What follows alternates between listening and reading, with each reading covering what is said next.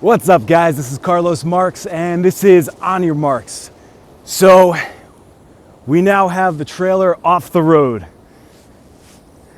That was the ultimate goal. I got the frame painted up and got to test it out a little bit, see how it goes over some rocks, over some limbs, over whatever. And yeah, it's working pretty good.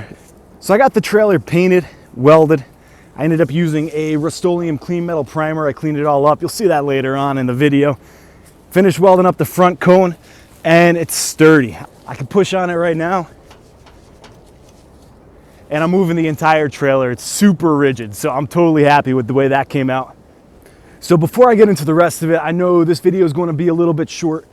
I want to let you all know that if you are enjoying these videos, don't forget to like them. Don't forget to subscribe to them. I'm going to keep going. Hopefully I'm getting plywood for the floor on that thing from Home Depot right after this. So I like to start the flooring as soon as possible. I don't know if I'll get to that in this video, but we'll see where it goes from there. So yeah, like, subscribe, and enjoy the rest of the video. Hopefully you'll be watching the rest of them. What's up, world? I'm Carlos Marks, and today I want to paint my trailer. So I've been working on the adventure trailer for a bit. I've done some more welding, so you can see now I do have the nose cone all built out. I didn't have enough steel, but my dad had some extra, so I have some kind of rusted out steel here.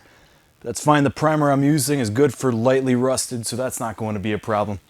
I also finally got to use the MIG, so the new welds are a lot cleaner. It's a 240 volt MIG, so that means I don't stay on the same spot for as long, and it really reduces the heating on the metal so it doesn't warp as much. I spent a while pressure washing it all, degreasing it, getting all the oil off of it, and getting it ready. So now I've been running the torpedo heater and trying to get it all warmed up, dried out, and that's it. It's ready to get painted.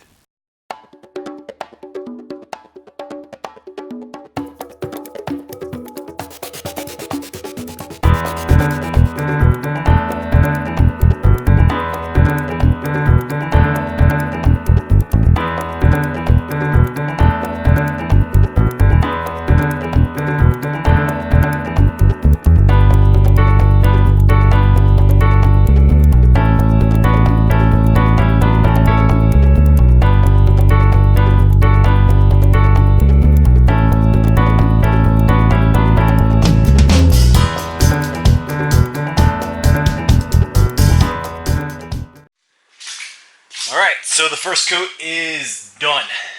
It's a little tacky right now, but yeah. So it's going to need a second coat, but that's fine. I'm not too worried about that.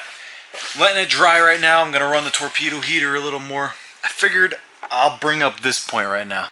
This is a piece of 1/8" steel, and this is going to be for my roof rack.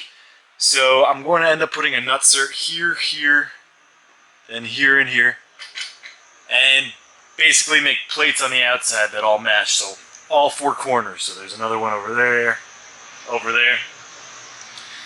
and that'll let me mount my roof rack to the side. I'll be able to weld to those side plates, have a roof rack going over the top. There'll be no holes in the roof itself, so there's nowhere for water to go through. I'm not going to have a vent up there. I'm not going to have anything mounted through it. It'll just be a solid piece of aluminum. From what I've noticed on a lot of campers, that's always a weak point, is the roof. So yeah, hopefully that'll help alleviate that issue. Also worth showing you right now that I put another piece of steel in the center. That was way too much span for the plywood.